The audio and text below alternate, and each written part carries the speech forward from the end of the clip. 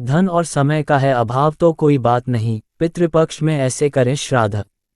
नमस्कार प्रियजनों, स्वागत है आपका हमारे इस चैनल सांसारिक मार्ग में। आज हम कुछ विशेष जानकारी देने जा रहे हैं और यदि आपको हमारी जानकारी अच्छी लगे तो अपना सहयोग वीडियो को लाइक एवं चैनल को सब्सक्राइब करके प्रदान करें ताकि हमारा मनोबल बढ़े और हम ऐसी ही जानकारी आपके लिए लेकर आएं। तो चलिए शुरू करते हैं। पितृपक्ष शुरू हो चुके हैं। पितृपक्ष में पितरों का पिंडदान और श्राद्ध किए जाते हैं। लेकिन ऐसी स्थिति में क्या करें जब पिंडदान करने के लिए धन और समय दोनों का अभाव हो। श्राद्ध के इन 16 दिन में हमारे पितृलोक से पृथ्वीलोक पर आते हैं। इन दिनों में पितरों को पिंडदान तथा तिलांजलि कर उन्हें संतुष्ट करना चाहिए। लेकिन जिन व्यक्तियों को रुपए पैसों या फिर समय का अभाव रहता है उन्हें भी श्राद्ध कर्म करना अनिवार्य होता है, क्योंकि सभी पितर इस समय की प्रतीक्षा करते हैं और यदि हम श्राद्ध कर्म आदि संपन्न नहीं करते हैं तो वह हमसे नाराज होकर चले जाते हैं। इस दृष्टि से शास्त्रों ने धन के अनुपात में कुछ व्यवस्थाएं की है। आइए जानते हैं इसके बारे में।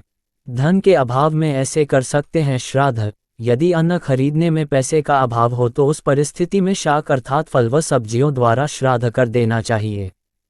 यदि फल व सब्जियां खरीदने के लिए भी पैसे न हो तो तृणकाष्ठ यानी लकड़ियां आदि को बेचकर पैसा एकत्र करें और उन पैसों से शाक खरीदकर श्राद्ध कर्म करें। यदि किसी भी तरह की आर्थिक स्थिति सुदृढ़ न हो तो ऐसी परिस्थिति में शास्त्रों में बताया है कि घास से श्राद्ध हो सकता है, यानी घास काट कर गाय को खिला दें तो भी श्राद्ध जैसा पुण्य फल प्राप्त होता है। इसलिए जरूरत है तो सिर्फ श्रद्धा व भावना की। समय का अभाव हो तो कैसे करें श्राद्ध। आपके पास समय नहीं है तो आप शुद्ध भावना से पितरों का स्मरण करें व गाय को घास खिला दें। हालांकि श्राद्ध करना तो पूर्ण विधि विधान से ही चाहिए, लेकिन आप समय और धन के कारण नहीं कर पा रहे हैं तो इतना अवश्य ही करें। सूर्यास्त के समय घर के परिंदे यानी जहां पीने का पानी रखते हैं वहां श्रद्धा के साथ घी का दीपक जलाएं और अपने पितरों का स्मरण कर उन्हें नमन करें। इसीलिए कहते हैं श्रद्धापूर्वक किया गया कर्म ही श्राद्ध है। तो अधिक धन की जरूरत है, न समय की। पितृपक्ष में श्रीमद् भागवत गीता का पाठ करने से पूर्वजों का उद्धार होता है, पितृदोष से मुक्ति और पितृ शांति मिलती है। शास्त्रों में इसे पितरों के कल्याण का सबसे सरल उपाय बताया गया है। जन्म के साथ ही मनुष्य पर देव गुरु पितृ ऋण होते हैं।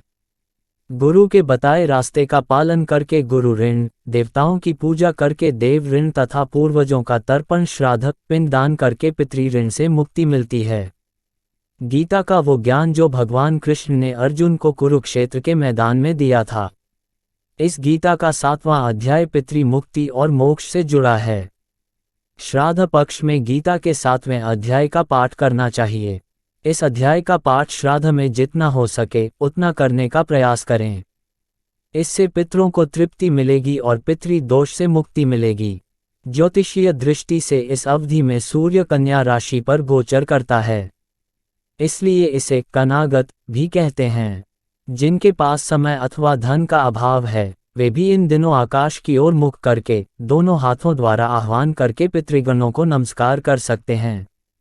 श्राद्ध ऐसे दिवस हैं जिनका उद्देश्य परिवार का संगठन बनाए रखना है।